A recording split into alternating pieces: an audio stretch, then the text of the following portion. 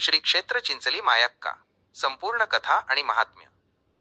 7 बहिणी आणि मायक्का देवीचे स्थान. भक्तांच्या मनामध्ये आणि बिरदेवाच्या भक्तांच्या मनामध्ये मायक्का देवीबद्दल नेमकं काय स्थान आहे?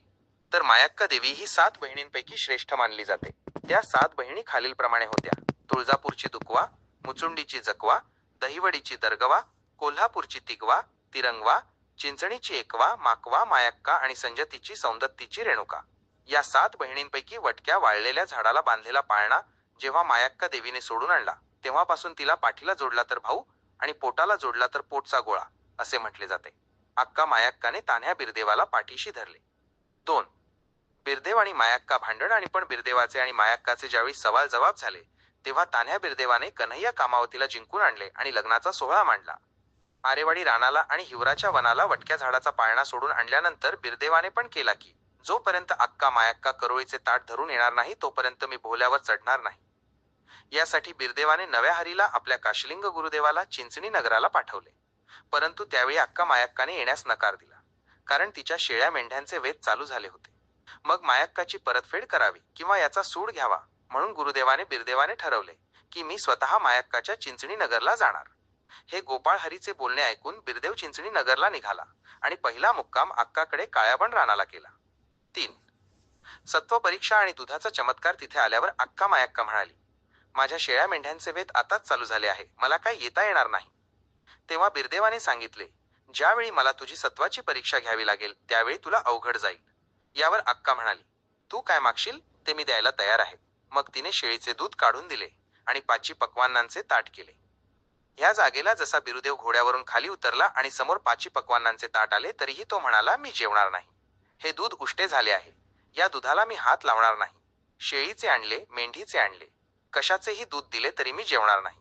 ज्यावेळी तू तुझ्या सत्वाच्या जोरावर 14 विद्यांचा भंडारा टाकून दूध शिजवशील तेव्हाच मी तुझ्या वाड्यात भोजन करेन. म्हणून माझ्या अक्का मायक्काने शिंगाडी सुलतान आणि माळशासाहेब पट्टा नावाच्या राजाकडून डेरे आणले. बाहेरची डेरे खरी होती आणि आतली मोठी डेरे खोटी होती. ज्यावेळी खऱ्या डेऱ्यामध्ये दूध शिजते, मायक्काने शिंगाडी सुलतानाचे डेरे आणले. मायक्काने आपल्या सत्वाच्या जोरावर 14 विद्यांचा भंडारा टाकून आणि 18 पगड धान्यांपासून तयार केलेले दूध वली पडदा धरून शिजवले. तिने शुक्रवारच्या दिवशी भिक्षा वारी मागितली, शिंगू बिरूची वारी मागितली. रविवारच्या दिवशी दूध शिजवले आणि सोमवारच्या दिवशी सवाष्णीला बोलावून दूध फोडले आणि मग बंधू बिरदेवाला जेवण दिले. 4. बहिणीवरील संशय आणि बिरदेवाची प्रतिज्ञा. बिरदेवाने, मायक्काने माझ्या ताटात दूध वाढले म्हणून खुश होऊन जेवण केले. त्यानंतर नऊवारी साडी, जरीची चोळी, पायामध्ये वाळा पैंजण आणि नाकात सोन्याची नथ घालून ज्यावेळी मायक्का देवी घोड्यावर चढली, त्यावेळी बंधू बिरदेवाची राणी कन्हैया कामाबाई कवात बिरदेवाला म्हणाली, नांद वाटली सरळ नांद, नाहीतर मी दुसरी बायको करून आणेन. जेव्हा बिरदेव मायक्काला घेऊन इकडून निघाला आणि आरेवाडी राणाच्या माळाला गेला, तेव्हा कामावतीने हिरवी साडी नेसून कोणीतरी बाई आणली आहे असे म्हणून बिरदेवावर संशय घेतला, म्हणजेच स्वतःच्या नणंदेवर संशय घेतला.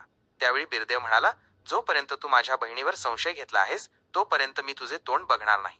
त्यामुळे कामाबाई रुसली आणि बिरदेवाच्या पाठीमागे जाऊन बसली.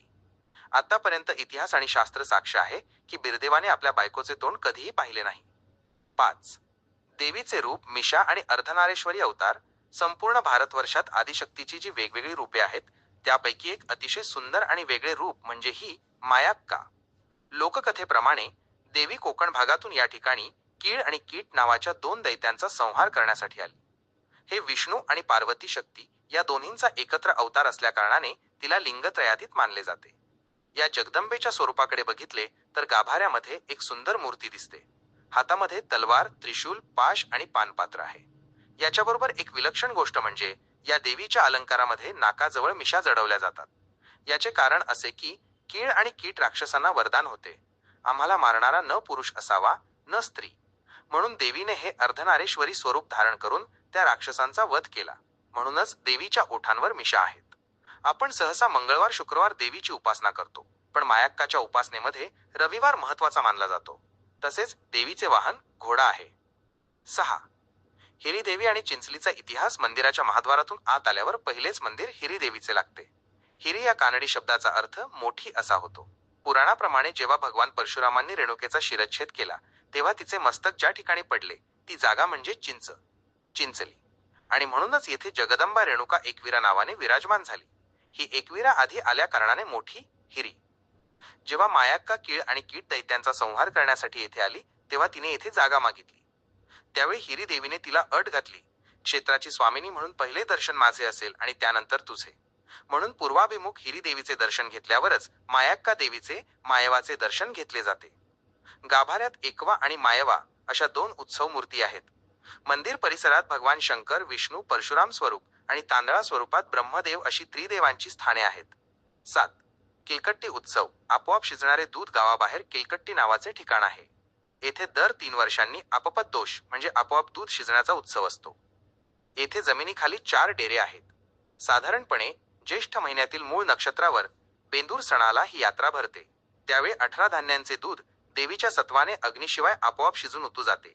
ही यात्रा 15 ते 20 दिवस चालते आणि या दरम्यान 24 तास अन्नदान, अन्नसंतर्पण सुरू असते. राक्षसांच्या शेवटच्या इच्छेनुसार येथे येणाऱ्या भक्तांना जेवण दिले जाते. 8.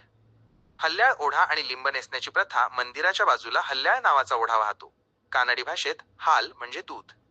लोककथेनुसार देवीने मेंढपाळांकडे दूध मागितले असता त्यांनी दिले नाही, म्हणून देवीच्या शापाने मेंढ्यांचे पाषाण झाले. आजही धनगर बांधव लोकर काढण्यासाठी येथे येतात. या ओढ्यात स्नान करून भक्त लिंब नेसतात. रेणुका मातेच्या भक्तांप्रमाणेच हा विधी असतो, मात्र येथे वाद्ये वाजवली जात नाहीत. केवळ देवीचा जय जयकार केला जातो. पूजा आणि नैवेद्य. देवीला रोज सकाळी आणि संध्याकाळी चपाती आणि भाताचा नैवेद्य दाखवला जातो. सणाप्रमाणे किंवा भक्तांच्या इच्छेनुसार पुरणपोळी, कडबू आणि भाजी भाकरीचा नैवेद्यही असतो. येथे मांसाहार, नॉनव्हेज चालत नाही. दरवर्षी भरत पौर्णिमेला फेब्रुवारीमध्ये यात्रा सुरू होते. पौर्णिमेच्या चौथ्या दिवशी बोनी महाप्रसाद असतो आणि रात्री 12 वाजता मंदिरात पालखी प्रदक्षिणा होते. मंदिराच्या ट्रस्टने भक्तांच्या देणगीतून साकारलेली सुवर्ण पालखी हे या देवस्थानाचे वैभव आहे.